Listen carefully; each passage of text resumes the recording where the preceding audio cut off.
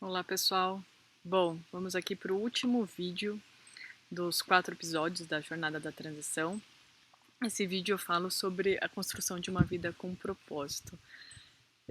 A gente veio falando até aqui, né, das fases da mudança, de zona de conforto, mas sempre é interessante a gente questionar da onde vem essa vontade de mudar, de sair de uma situação e migrar para outra. O que está por trás desse impulso, esse desejo de mudança? E no fundo, quando a gente investiga isso, a gente pode perceber que na maior parte dos casos é, né, uma questão de uma busca de propósito, né, uma busca de sentido.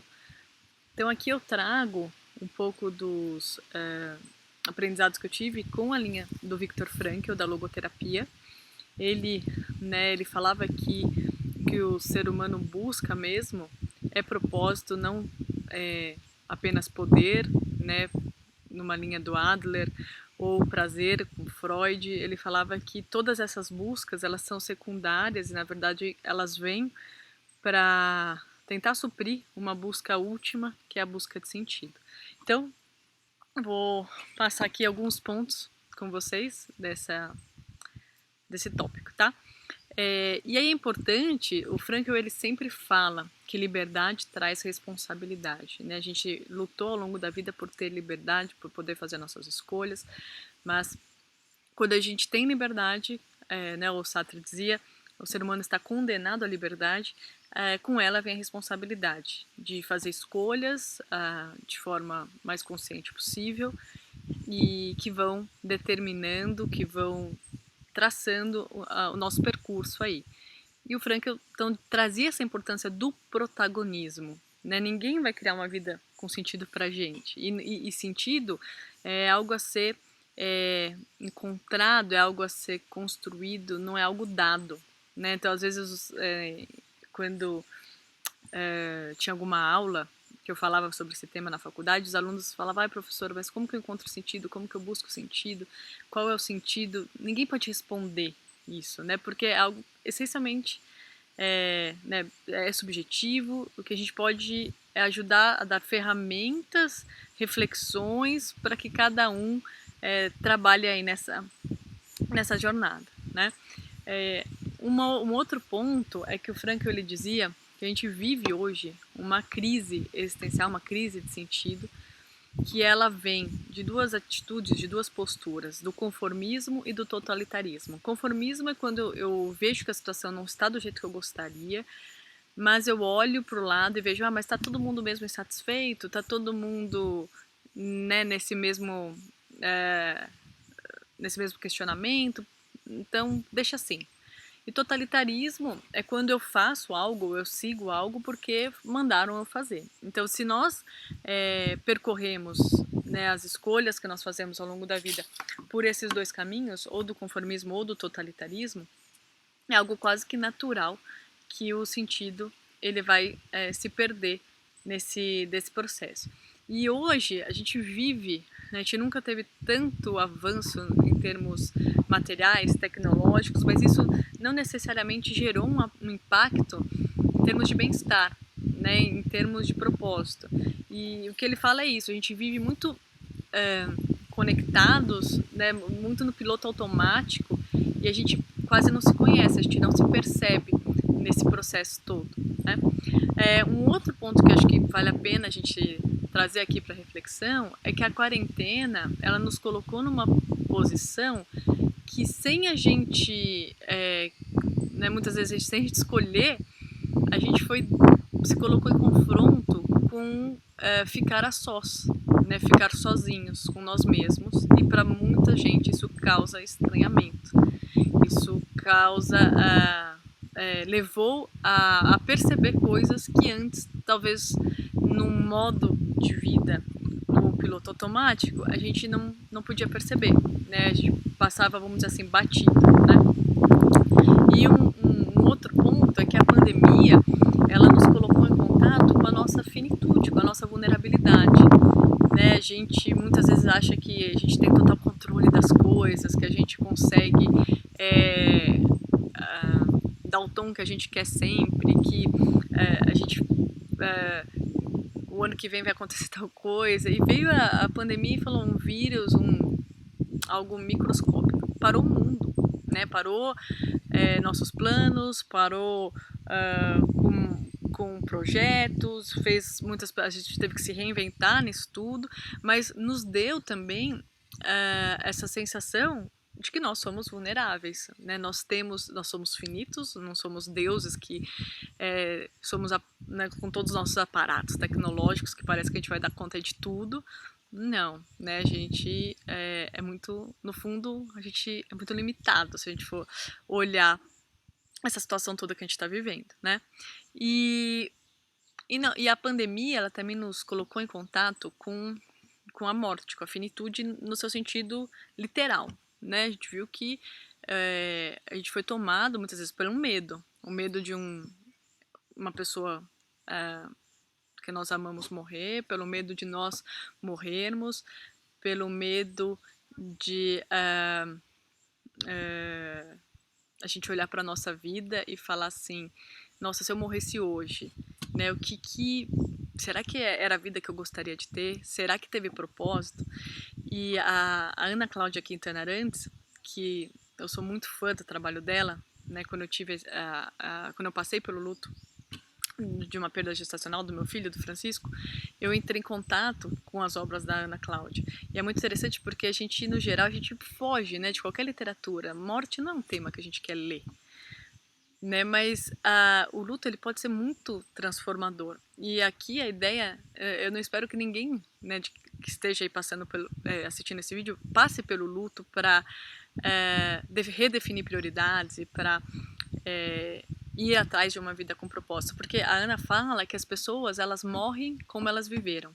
Então, se elas nunca viveram com sentido, dificilmente elas terão de viver a morte com sentido. Então, o nosso medo maior, na visão dela, não é a morte em si, mas é na hora da morte a gente olhar para a vida e falar, essa era a vida que eu queria ter vivido, essa é a vida que valeu a pena ter vivido, né? Então, a pandemia, ela tem todo o seu lado desafiador, mas ela pode ser muito transformadora se a gente entrar em contato com algumas coisas que a gente, de certa forma, fugia no nosso modo piloto automático, né? Um outro ponto que eu trago aqui é uma reflexão, eu não sei se vocês já leram, tem um livro que chama Normose, que é do Jean-Yves Leloup, e que ele fala qual é a vantagem da gente ser normal numa sociedade que está doente, né? Então, normose é o conjunto de hábitos que são considerados normais, mas que na realidade eles são patogênicos, eles nos levam a uma vida de infelicidade, de não satisfação. E às vezes a gente vive, às vezes quando a gente tem essas ideias de transição de carreira, de ir atrás de um sonho, de sair um pouco do modus operandi, assim, do que é comum, do que é normal, a gente se questiona, fala, mas será que é normal isso, né? Mas como você vai largar uma carreira para e se dedicar a isso que você nunca fez? Você vai sair de São Paulo para ir morar no meio de uma montanha?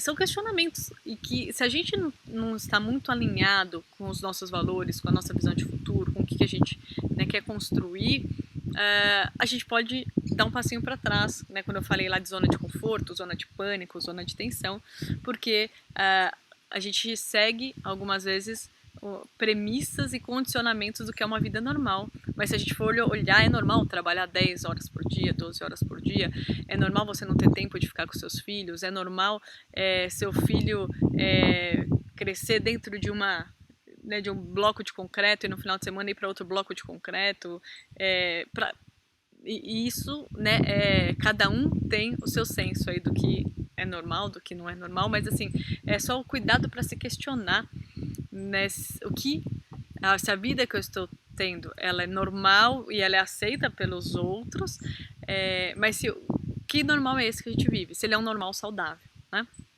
E um outro ponto que o Viktor Frankl trazia, ele falava de neurose dominical. Então sabe aquela coisa de chegar ao domingo, você já começa a sofrer que amanhã é segunda e fala, nossa, que bate até uma deprê, assim, né? Ouve a musiquinha do Fantástico, fala, nossa, acabou o final de semana. E o que ele explica é que, na verdade, a gente vive uma vida no modo piloto automático. Então, maior parte... Agora não, a gente está na pandemia, mas antes da pandemia, se a gente for olhar, assim, a rotina de boa parte das pessoas é acordar, passar uma hora, quem mora nas grandes cidades, no trânsito, ouvindo rádio, respondendo no WhatsApp, vai para uma reunião, vai para outra reunião, sai para almoçar com o telefone na mão, respondendo e-mails, chega em casa, liga o som, liga a TV, mesmo que não está vendo, porque não quer ficar sozinho. Né? E a neurose dominical, que ele explica um pouco, é essa coisa de o domingo às vezes não tem muito como fugir, é um momento que você fica consigo mesmo, né? E aí a pergunta é, você fica confortável quando você está só consigo mesmo? Né? Qual que é a sensação que surge no domingo? E ele fala que esse distanciamento de nós mesmos é que muitas vezes vem essa crise de sentido, vem essa neurose coletiva que ele explica como um vazio existencial que nós vivemos, né, na modernidade. Então, vamos entrar no busca de sentido, que é o tema que o Frankl trata, é o centro do trabalho dele. Quem não conhece o Viktor Frankl, eu recomendo muito a leitura do livro A Busca de Sentido, um psicólogo no campo de concentração. Ele entrou nos campos de concentração com a mulher, né, com a esposa, os pais, e ele saiu sozinho, né, todos foram para a câmara de gás, ele saiu, ele tinha um privilégio por ser médico, e aí lá ele desenvolveu o tema abelha aqui, ele desenvolveu toda a teoria dele, e ele falava que lá ele viu a imensa crueldade que o ser humano é capaz, e que ele podia a qualquer momento desistir da vida ali no campo de concentração, porque era o pior que um ser humano podia ver, mas que ele sentia que, apesar do sofrimento, existia um sentido último, existia algo a ele ser feito, que só ele poderia fazer na vida. Ele tinha um filho que esperava por ele tinha o trabalho dele, que ele poderia, né, ajudar muitas pessoas, então ele se conectava com um sentido, mesmo diante do pior cenário ali. E ele falava que se você chegasse para qualquer prisioneiro e perguntasse para ele o que ele espera da vida, eles não podiam esperar mais nada, vendo todas as atrocidades ali. E que a pergunta não é essa que a gente deve fazer quando a gente busca sentido. A gente deve perguntar o que a vida espera de mim. Porque a vida, ela nos coloca em situações a todo momento e que exige uma resposta, e aí está o protagonismo. Né, diante do momento que eu estou agora, no presente, o sentido não é algo filosófico, é uma ação concreta no momento em que a vida te coloca numa situação. E ele tinha uma frase que eu acho que ela, né, diz muito sobre isso, que ele diz o seguinte, pode roubar tudo de um homem, salvo uma última coisa, a última das liberdades humanas, que é a escolha da atitude pessoal frente a um conjunto de circunstâncias, né, para decidir o seu próprio caminho. Então ele olha o ser humano como um ser que decide, como um ser que escolhe esse seu próprio caminho. E isso eu acho que traz para a gente muito forte essa questão do protagonismo mesmo, né? Então, seguindo aqui, ele falava também que sempre a gente é chamado à transformação. Ele tem uma outra frase que eu gosto muito, que ele fala que quando a circunstância é boa, a gente deve desfrutar, aproveitar. Quando ela não é favorável, a gente deve tentar transformar essa situação. Quando ela não pode ser transformada, nós devemos transformar a nós mesmos. Então, acho que a pandemia ela veio para isso, né? Chegou um momento que a gente percebeu que a gente não podia mudar. A gente está agora nessa questão, né, de vacina e tudo mais, mas a gente ficou muito tempo de mãos atadas, fazendo o que é possível, mas a gente precisou nos transformar para lidar com isso tudo, né? Então, nós somos chamados todo tempo para essa transformação. E um outro ponto que é importante trazer aqui sobre essa busca de sentido é que o Frankl fala que a gente vive uma busca de felicidade. E buscar a felicidade, ela é autoanulativa, porque se você coloca a felicidade como meta, você pode se perder nesse processo. Então o que ele dizia é que o que a gente deve buscar mesmo é sentido, porque quando você busca sentido, o efeito colateral de você encontrar sentido é a felicidade, né? Então a gente deve refletir qual que é a busca que nós devemos realmente fazer aí nesse processo. E nesse caminho, muitas vezes o sentido ele não vai ser, a gente não vai perceber o sentido no mundo da ação, né? No mundo de nós ativos o tempo todo, que muitas vezes o que nós estamos é distraídos o tempo todo, desconectados de quem nós somos ou de quem nós gostaríamos de ser. E a contemplação, a vida contemplativa, ela ajuda nesse processo de reflexão, né, e de entender um pouco a questão do sentido. Né? E como se constrói um projeto de vida?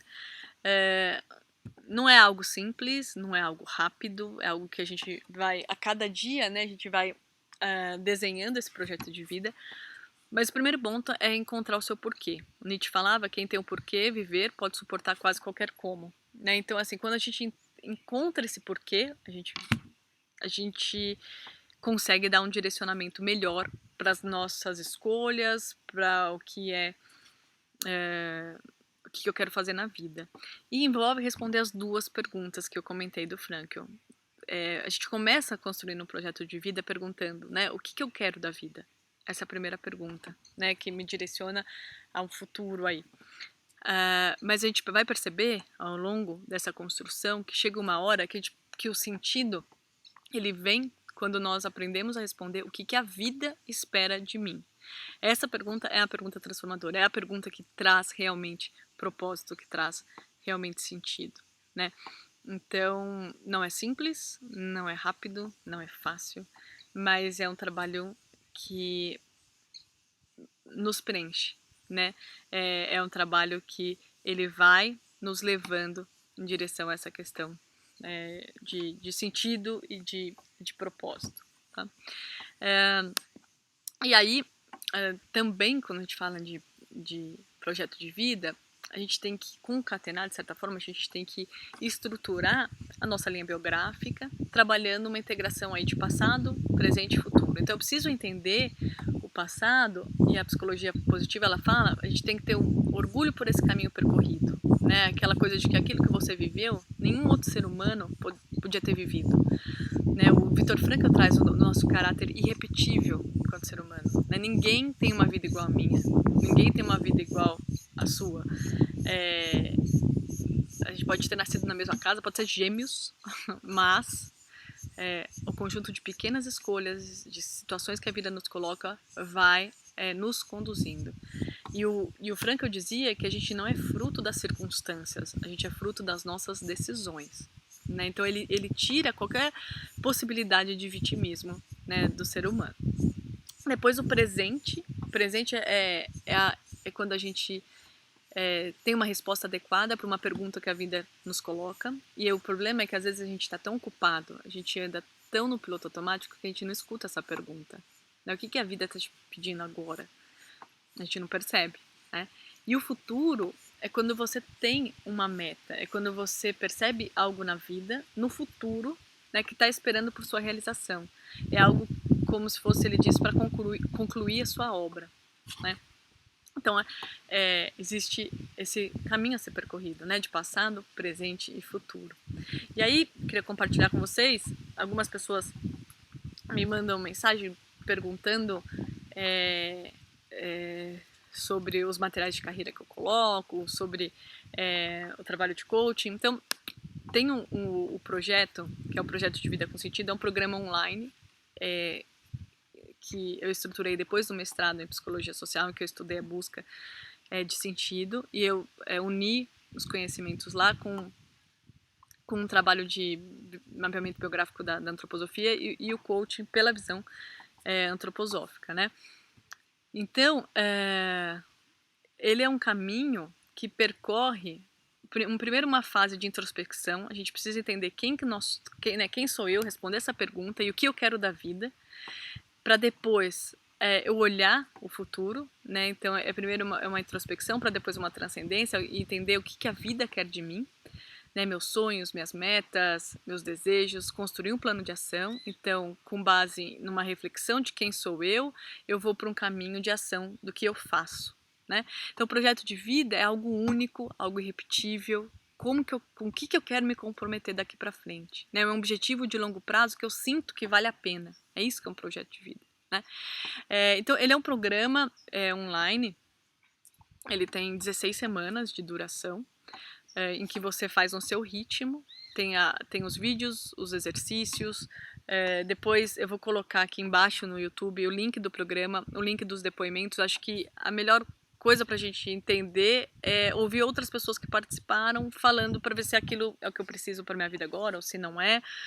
E ele é uma ferramenta que pode ajudar aí quem está pensando em fazer a construção de um projeto de vida, uma transição de carreira, uma transição de vida.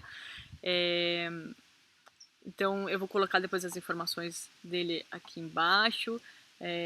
Tem os valores, tudo certinho. Importante que se você está ouvindo esse vídeo e você passa por um momento na sua vida que você tem repensado, tem questionado propósito, sentido, você sente que você precisa de uma ajuda para estruturar isso, mas financeiramente você não pode nesse momento, o programa ele tem bolsas, todo semestre ele está aberto agora, antes ele era semestral, agora ele fica aberto ao longo do ano para cada um fazer no seu tempo. Então eu vou colocar um link de interesse e aí é só você sinalizar que você tem interesse, mas existe uma limitação financeira, porque eu nunca deixo de, tanto no meu trabalho, né, como coaching, de atender alguém por uma questão financeira. Então acho que só estou colocando isso porque às vezes as pessoas elas querem e elas ficam receosas. Tem os dois lados também. Eu já tive casos de pessoas que fizeram coaching comigo, né, no formato pro bono e que elas poderiam, né, financeiramente arcar com parte do processo. Então, aqui é um exercício muito de reflexão, de autoconsciência, porque aqueles que podem, né, fazer o programa, eles acabam dando um suporte para manter a plataforma, para fazer os ajustes, atualizações, né, as gravações e tudo mais, as horas aí que se dedica para isso, e para o programa continuar crescendo. E aqueles que realmente não, e eles acabam dando também um suporte para essas pessoas que elas querem e não podem arcar, às vezes por um momento de vida. A gente sabe que é um momento de pandemia.